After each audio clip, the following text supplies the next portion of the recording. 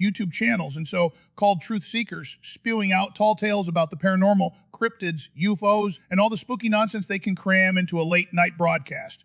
And look, I love a good mystery. I've been digging into this stuff for years. But you want to know what pisses me off? The grifters, the con artists, the professional storytellers who spin absolute fairy tales with zero evidence and expect you to just swallow it down like a cup of government-issued fluoride water.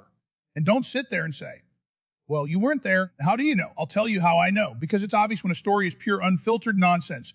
There are patterns, folks. Certain key signs that someone is making it up as they go along. I mean, you can see it.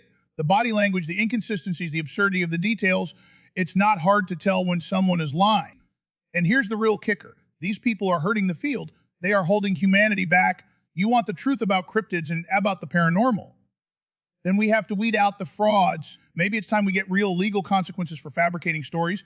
An affidavit before telling a wild claim. You lie, you get charged. Because lying is a disease in this world. And it is keeping us from breaking through to the real truths that are out there. We don't need more noise. We need discernment. So I say to you, do your homework, ask the hard questions, and don't just believe every bearded guy on YouTube talking about how he was chased by Bigfoot but just happened to lose the footage. Wake up.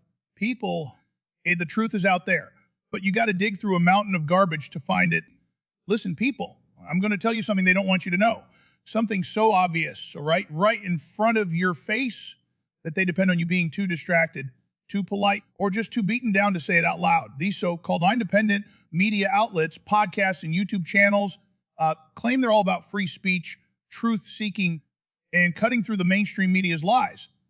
They bill themselves as warriors against the establishment. But let me tell you what's really going on. Most of them don't want you to think. They don't want you to question.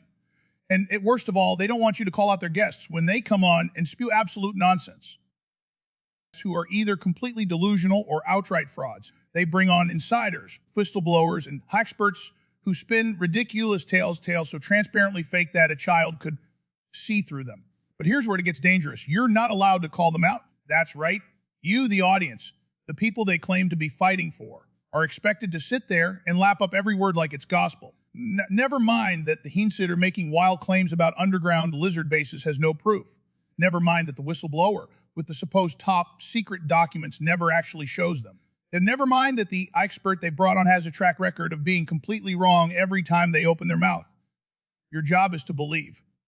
And if you don't, if you dare to point out the obvious inconsistencies, the contradictions, the blatant lies, if you have the gall to ask, hey, where's the evidence? You're out, banned, silenced. See, podcasts and YouTube channels are businesses first and foremost. They survive on views, clicks, and ad revenue. They don't care about the truth. They care about engagement, and engagement comes from sensationalism, not skepticism. It works like this one. They find a guest willing to spin a wild story. The crazier, the better. 2, they act completely enthralled, nodding along, saying things like, wow, this is incredible. Keep going. 3, they never push back, never challenge, never ask for proof. 4, they tell their audience, look, we're just asking questions. We're just putting the information out there. And even though they never actually investigate or verify anything. 5, they sell merchandise, books, and subscriptions while laughing all the way to the bank. And the moment you point out that their guest is lying, that the emperor has no clothes, boom, you're the problem. This is where it gets sinister, because you might think, hey, it's just a podcast. If I disagree, I'll just say something in the comments or call in to challenge them. Wrong. They expect obedience. You either play along or you're gone. They delete comments that call out inconsistencies. They block and ban users who ask tough questions. They smear skeptics as shills, government agents, or trolls. They avoid debates like the plague because they know their narrative won't hold up under scrutiny. It's a cult mentality. You're not allowed to think for yourself. You're supposed to accept every guest's ridiculous claims at face value, no matter how absurd they sound. Now, let's talk about the quality of these guests, because folks, it's not just that they bring on liars.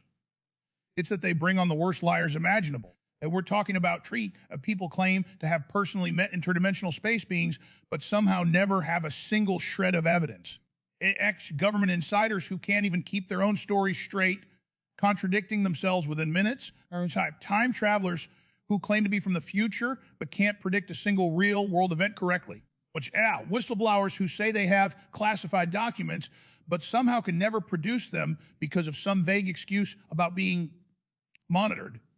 and grifters who claim to share of secret knowledge will only if you buy their course or subscribe to their premium content. And these people aren't just liars, they're bad liars. They can't even make their stories convincing. And yet, if you question them, you're the enemy. This whole charade falls apart the second people start speaking up. That's why they can't afford to let real skeptics have a voice. They know that if even a few people in the audience start asking questions, the illusion crumbles. The house of cards collapses. They need blind faith. They need an audience that just accepts everything without a second thought. Because once one person speaks up, others might start to think, hey, wait a minute, this doesn't make sense. And they can't have that. So what's the solution? How do you fight back against this scam disguised as high independent media? Simple. Stop being silent. 1. Call out the nonsense whenever you see it. Don't let these frauds operate unchecked. 2. Spread the truth. Share information that exposes their lies. 3. Demand evidence. If a guest makes a wild claim, hold their feet to the fire. Make them prove it. 4. Support actual skeptics. Follow people who are willing to question everything, including the so-called alternative media. 5. Stop giving them money. Don't buy their books, courses, or exclusive content if they refuse to back up their claims with real proof. Folks, the truth doesn't need protection. It doesn't need censorship. It stands on its own. And that's exactly why these people can't afford to let you question them. Think for yourself. Ask the tough questions. And never let them silence you. They operate narratives, yielding misleading experts, refusing knowledge, all lies, avoiding natural debate. They hide exposure, censoring opposition, never facing examination, speaking smoothly, ignoring objections, navigating all logic. See? Requiring guests on podcasts and YouTube channels to sign an affidavit when sharing unbelievable stories, especially those involving the paranormal and cryptids, is not a bad idea. In fact, it's a solid way to ensure credibility, protect content creators, and maintain integrity within these platforms. By having guests sign a sworn statement confirming their story is true to the best of their knowledge, it discourages blatant fabrication for attention or monetary gain. If someone is caught lying, legal consequences can follow, holding them accountable for spreading falsehoods under the guise of truth. This helps keep podcasts and YouTube channels reputable, preventing them from becoming dumping grounds for baseless hoaxes that diminish the credibility of genuine encounters and researchers in these fields. The idea isn't about silencing people or restricting storytelling. It's about making sure that those who claim to be telling the truth are doing just that. This way.